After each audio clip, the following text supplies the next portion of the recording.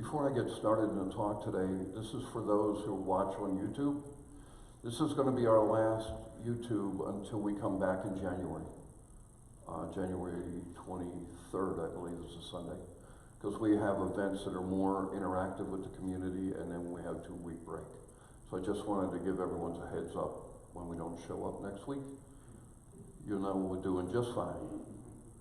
And getting ready for New Year's. So the talk today is the birth of the Christ. You know, the word Christ means a lot of things to a lot of different people. The original Latin term was Christos, which predated Jesus by thousands of years.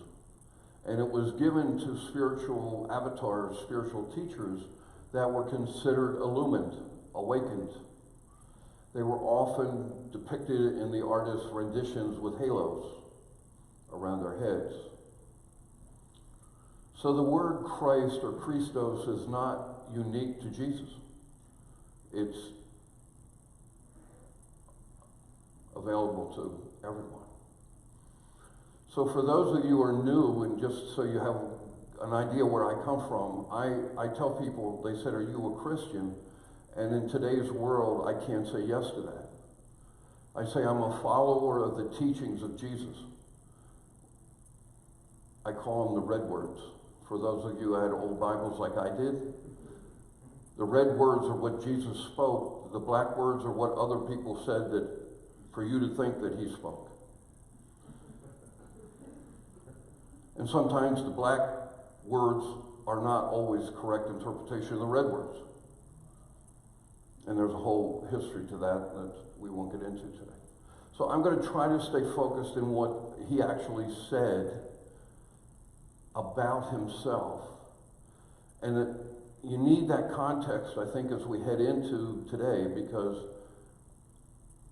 what has been taught to all of us, especially when we were young, may not be exactly what he taught.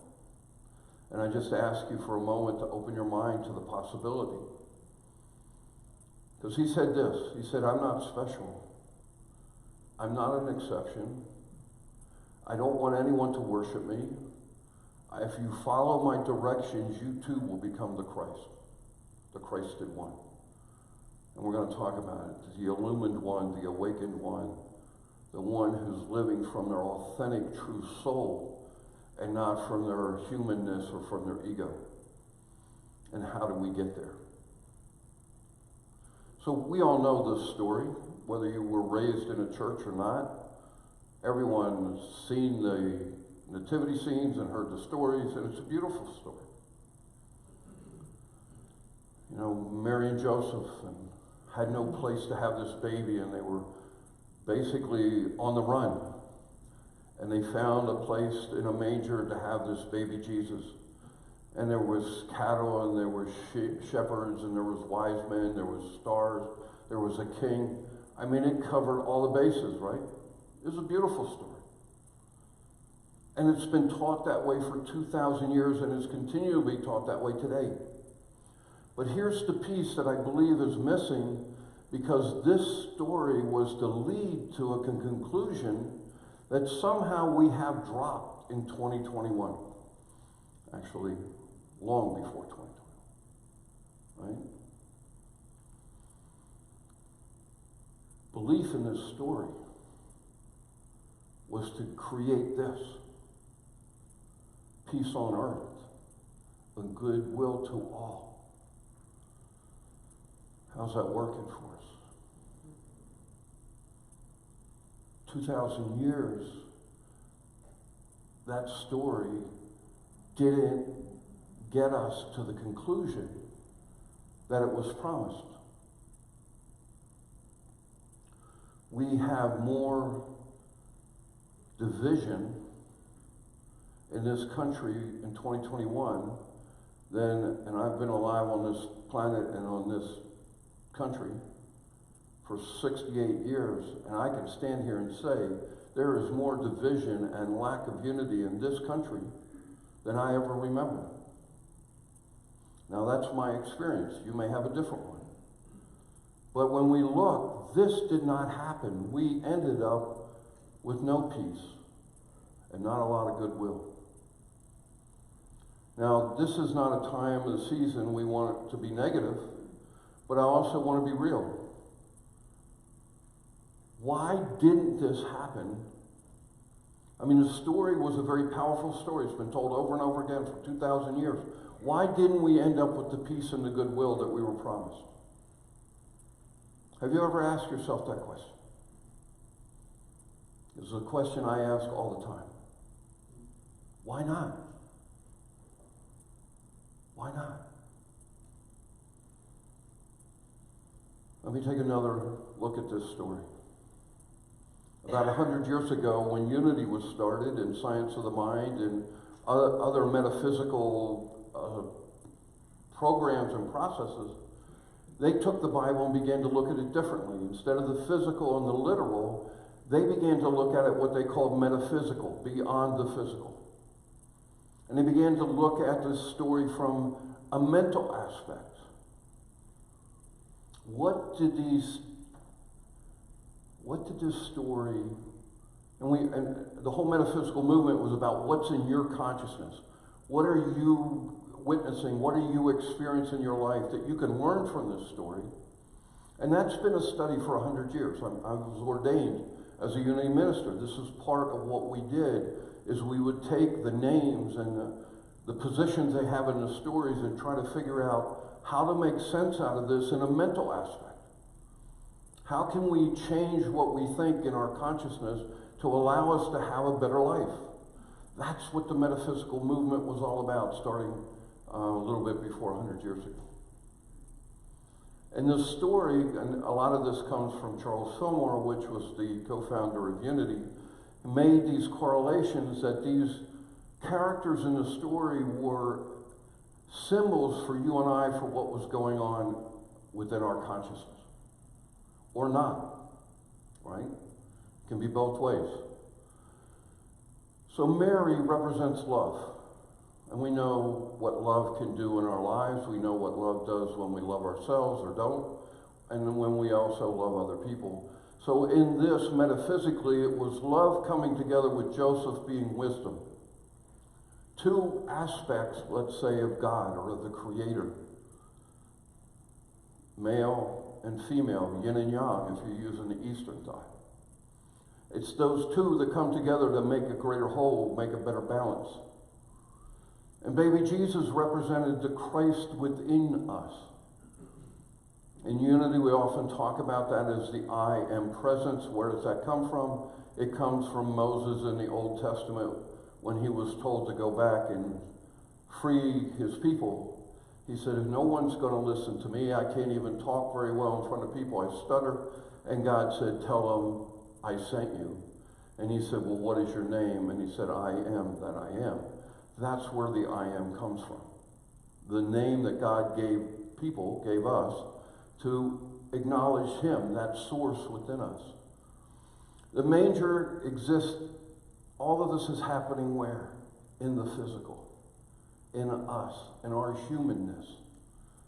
And that's how we began to interpret this story, starting, as I say, 100 years ago. That as you and I bring more love and more wisdom into our lives, and we open up to that Christ presence within us, that perfection of the divine that lies within your heart and mine, and it's existing in the humanness. And we went further in that study. Egypt represents the darkness of our subconscious. We talk a lot about that here, in how we have to learn to clean the wineskin, as Jesus said. As we learn to heal our wounds, as we learn to take beliefs that we have that aren't true, but we hold true for ourselves. One of those big ones is, I'm not good enough, or I'm not worthy enough, or I'm not whatever enough. It's not true. You are. You and I were created perfect, as the perfect child of the divine, of God. So we have bought into these and are stuck in our subconscious, and they affect how we live our lives, do they not? We know that to be true in psychology. We know it also spiritually. That's part of what this story was about, is what are these unbeliefs that we have within our subconscious that creates the turmoil, that creates the ego dramas that we get engaged in our days. The cattle represent our human thoughts. Not divine thoughts, but our human thoughts. And we all have them, right? I mean, if you don't think you do, let's sit down for a minute and not think. Good luck with that one. You'll find how many cattle you got running around in there. Some days it's a stampede, is it not? And then other days it's like herding cats. You get them all in a line and all the ducks in a line, and then off it goes again. That's normal. That's part of what we are as the human piece as we learn to understand some of this. The shepherds represent divine protectors. We all have those. They could be other people that you have around you that can help you, guide you. They can be teachers coming out of a book. They can be a seminar. They're wherever spirituality begins to show up for you and helps you on your journey. Wise men. You ever notice it's never wise women? What's up with that, huh? Well, we're going to call it wise men and women, or women and men. We'll put women for ladies before gentlemen. Wise women and men represent what? They represent truth, wisdom within you. You know, as a spiritual coach, I get asked all the time, how do I know truth? I said, you know truth. You all know truth, don't you? You know when it's true for you. And if you don't, just ask and be quiet, and you will know that it's truth. Because it'll come forward, you'll feel it, you'll experience it. That's different than up here analyzing it. That's just thought. This is something more. Wisdom is felt. And that's what they represent, wise women and men. Wisdom within our consciousness. And the star represents intuition. Y'all know that you have intuition? Some listen to it. Some ignore it. Some say, well, it's like a gut feel. That's close. It's from source. It's from the divine. It's from spirit speaking to you. And if we're quiet and listen, we will be guided by wisdom from within instead of up here trying to analyze everything in the past.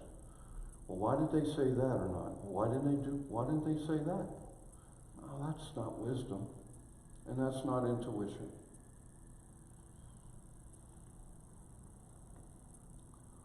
The physical is important. The mental is important. And I don't put any of that down. I think it was all important, and I believe in the evolution of human spirituality.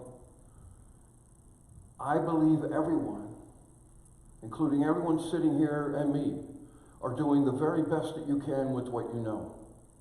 The evolution comes from when we know better, we do better. That's true of every one of us.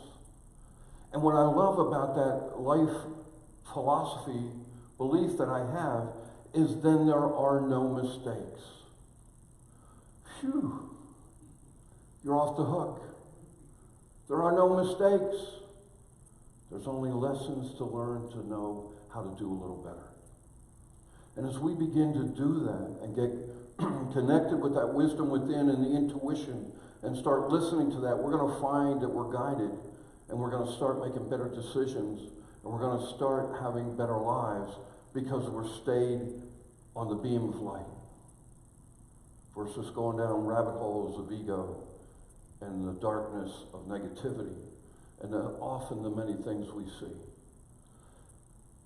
This was very important transition for what was happening in the evolution of human thought and the evolution of human spirituality, was to embrace the physical story, no judgment there, and to embrace the mental story, because this expanded our consciousness to begin to look to something even bigger and better. But what happened? No more peace or goodwill to all. Why not? When you put those two together, it looks like you've got a clear path. Wouldn't you say? I would. Why didn't it happen on a large scale to change the history of humans? And I'm not just talking about how we interact with each other. I'm talking about how we treat the earth. I'm talking about how we treat space. I'm talking about all the thoughts and beliefs we have and the division we have. And I mean, the master teacher Jesus said, do two things. That's it. He took all the commandments and stuff that Moses and all those people, Leviticus had 649 laws for you to follow. And he said you only have to do two things to become enlightened. Love God with all your heart, mind, and soul. And love everyone else like you love yourself. But the piece that's missing there is we didn't learn how to love ourselves. That's what's missing here. We can never get to peace in the world and goodwill to all until we have peace and goodwill within ourselves. And that's the piece that was missing in this evolution, I believe, and it's what we're beginning to learn and study. So is this fabulous goal, is it not possible? You have to ask that question. Because it either is or it isn't, and if it's not, then we need to quit making it a goal, take it out of the Bible and say, well, it didn't work. Right? Because we keep saying it as part of the story. But I wanted to look at two teachers today. Because I want to look at the West and I want to look at the East. Because I come from a place where there's one truth and there's many voices and many teachers.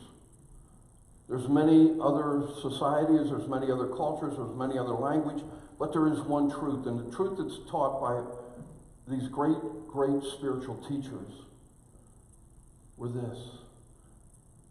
The Christ is within you, and it's within me. That hasn't been taught a lot. Because up until now, it's duality. It's a God outside of me. It's a Christ, I am not worthy of ever being that. That's not true.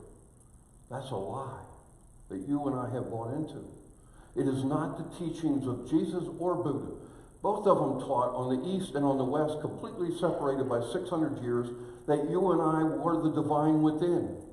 And that we can be one with that Creator, with that source, and we can live from that power and that wisdom and that love and joy.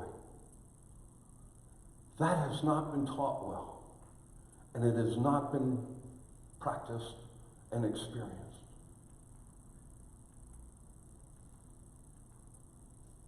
The Christ within is another way to say you awakened. You're enlightened. You're one with source. And it's available to everyone. That's unity consciousness. That's oneness consciousness. Where do I have the audacity to stand here and tell you that? In the red words. Right? Jesus said, I did none of this myself. He took no credit for it. He said it wasn't Jesus, the man, who did this. It was the divine, the Creator, the source, the energy, the Spirit that flowed through me. He called it the Father. Did it all. That's what he said. I didn't make this up. 2,000 years ago, that's what he taught. And somehow it got twisted and mangled around. And it was like, well, only Jesus can do that. He said, no, that's not true. And he went even further and he challenged you and me. And he said, everything that I did and more, you and I can do. That's what he taught. Not what you were probably taught. I believe if we begin to live from his teachings, we will begin to see what he said would be here. Peace on earth and goodwill and unity consciousness where we're all, the law of equality of the divine would happen where everyone, as we said here in America in the beginning, all men and women are created what? Equal. We have to live that. We have to believe that, or we can never get to the truth or to that goal. But when we separate by religion, or we separate by nationality, or by race, or by whatever it is, and we separate, that is never and never will be unity. It can only be separate. And what happens when we're separate? We begin to judge each other and make ourselves more special than they. That will never, ever lead us to the goal. And I love this goal. I believe it's possible that we on earth we can have peace and goodwill to all. But we will never get it if we continue to believe and act as though we're separate from, or better than, or less than. It can never happen. You know, when I love to look at nature for truth, and I look at nature, and I have never yet seen a pine tree judging an oak tree. Ever. And the red fox doesn't condemn the wolf. No, they don't do that in nature. Why? Because they don't have free will choice. They are just being the best pine tree. Right?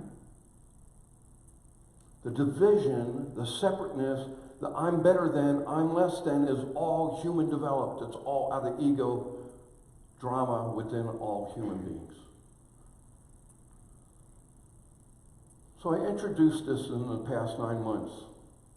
And it was a picture to depict what mystically, spiritually, is closer to the truth of what Jesus taught. And if you look at the top and let that demonstrate the Father in Jesus' words, and Buddha was Nirvana, or Brahman was another word that he used. Again, on the East and the West, completely separated by hundreds of years, was the very same teaching. And in this was then the Christ self, which is your true self, my true self. And then we have the human being at the bottom, with the soul within, encapsulated within the physical body. I believe that our souls represents the purity of the divine. In the center of us, in our heart, it lies. And what happens, and I won't go through it all today because I've talked a lot about how we get domesticated by 7 years old, and what goes into the subconscious and the belief systems we have that we're not worthy enough. None of that's true. It simply is not. And as we begin to align ourselves with truth, as we begin to live and get connected every minute of every day with the flow of the divine, is called the mystical, not the metaphysical, not the physical, but the mystical experience is knowing and what God feels like within you. If we begin to do that, we will live that goal. And we have to live it first here, within me. I have to find peace within me and goodwill to all, no matter how I'm treated. And so do you. And as we begin to learn that, and we begin to live from a different place and be engaged in all the ego drama and all the negativity and all that comes our way, we can stand aside and we can gently begin to walk in the flow of the divine. Buddha called it Buddha nature. Jesus called it the Christ within. Well, actually, he didn't. He called it the Father within. Later on, Paul, 90 years later after Jesus' death, began to call it the Christ within. So there's many names in the Bible for it. But you got to find your name for it. And you got to find your experience for it, because it has to come from there.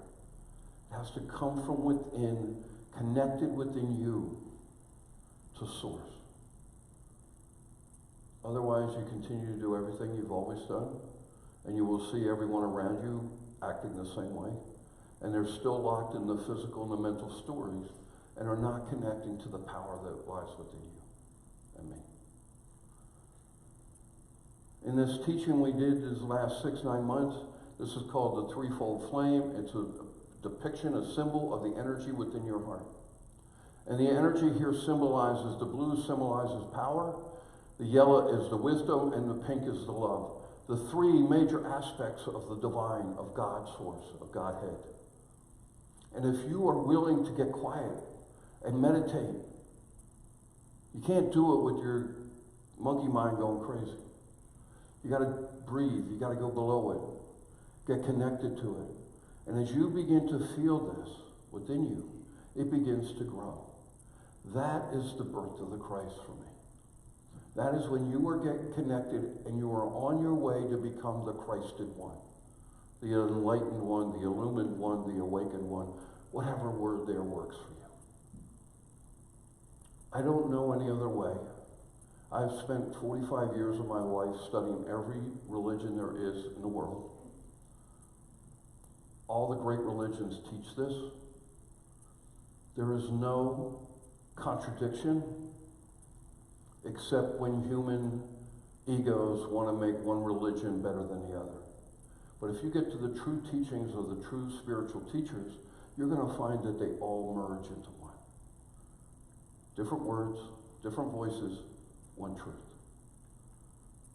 And finally, this is another artist's depiction of what your heart space begins to look like.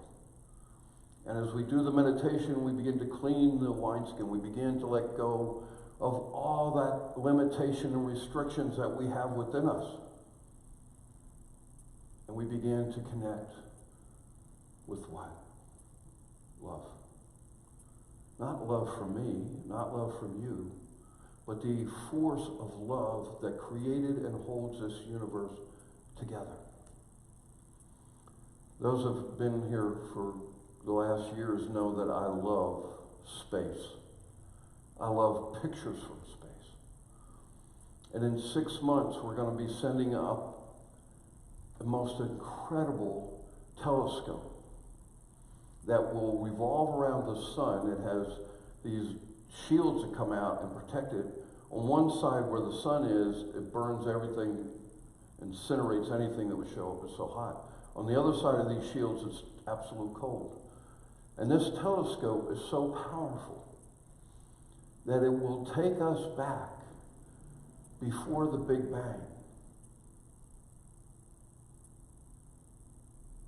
14 billion years. Because when you see stars at night, you're not seeing the star. You're seeing the light of millions of light years. This telescope's going to be able to go back in time and actually see space before the Big Bang happened, and hopefully watch it occur.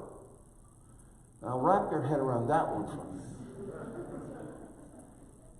That's how big this is that's running through us, if we will allow it to.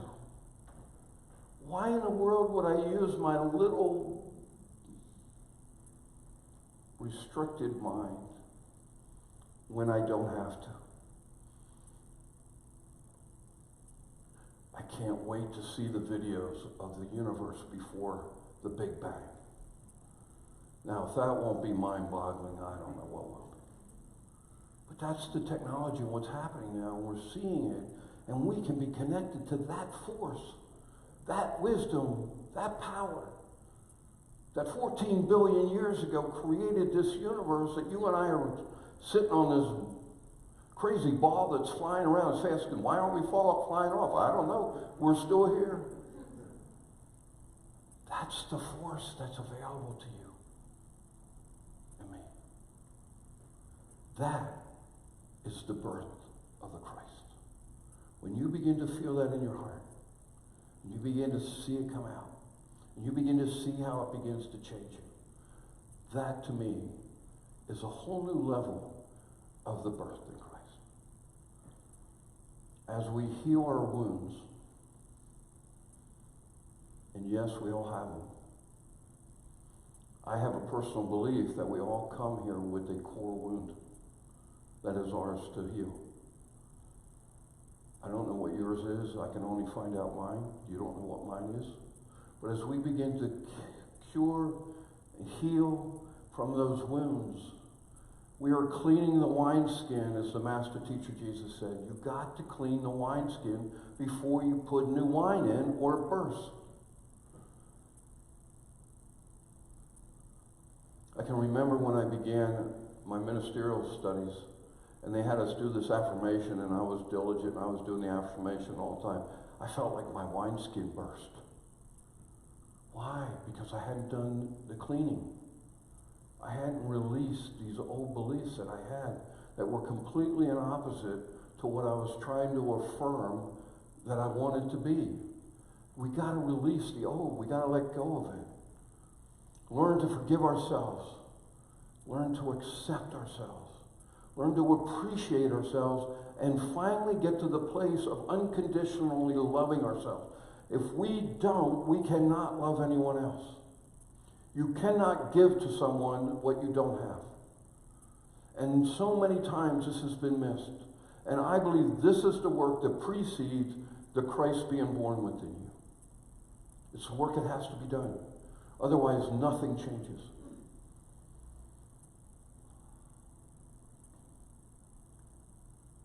"15 years ago, I was asked, no, less than that, 12 years maybe, why did I want to become a minister? And I was doing life coaching. And one of my mentors and my heroes was Carl Jung. And right before he died, he said this, and I'll never forget it. Anyone who's more than 35 years old, in my experience through my lifetime, anyone who's more than 35 years old will never make permanent change in their lives unless they have a spiritual experience. That was after, father of psychology, American psychology. And after seeing thousands upon thousands of people. And he was lamenting almost that all these people I worked with, I didn't see permanent change except those who were willing to go deep enough to heal the wounds, to get rid of the lies, and begin to have permanent change. That's what we're talking about here. For me, that's the birth of the Christ that Jesus taught and Buddha taught. And it's true for each and every one of us if we're willing to let it happen.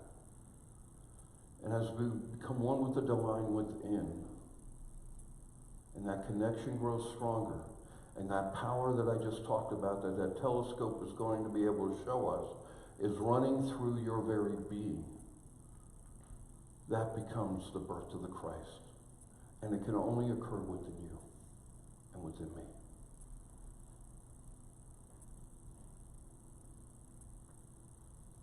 This may have been a little bit different Christmas story, but I believe something to be true in the very DNA of me, of what Jesus said.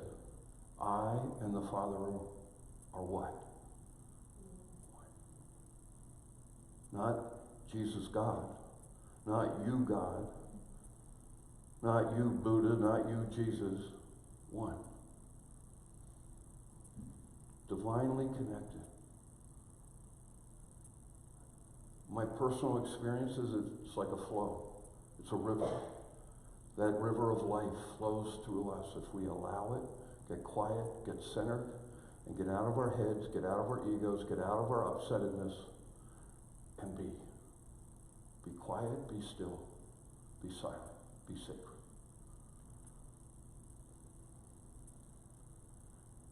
And that you become the Christ one. You become the anointed one.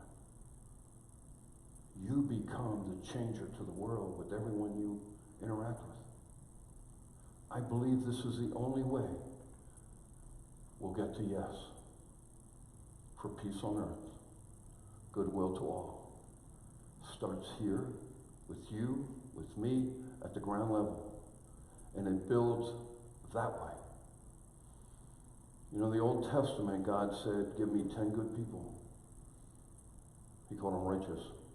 Give me 10 good people, and I will save the city. Just 10. So as we begin to let this move through us and get connected and allow, in 2021, allow the birth of Christ to be within you.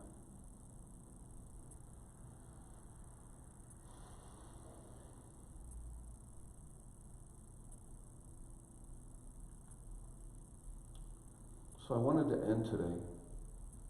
In the teaching of the violet fire decrees, we're taught in Jeremiah and a couple other places in the Old Testament that if we're willing to decree, which is to speak out, God says, if you do that, I will light your way. I will show you the way. I will create what you wish for your life. So we practice that here, and today what we're going to do, interesting in the birth of Christ, is we're going to do a decree for the Christ self within us.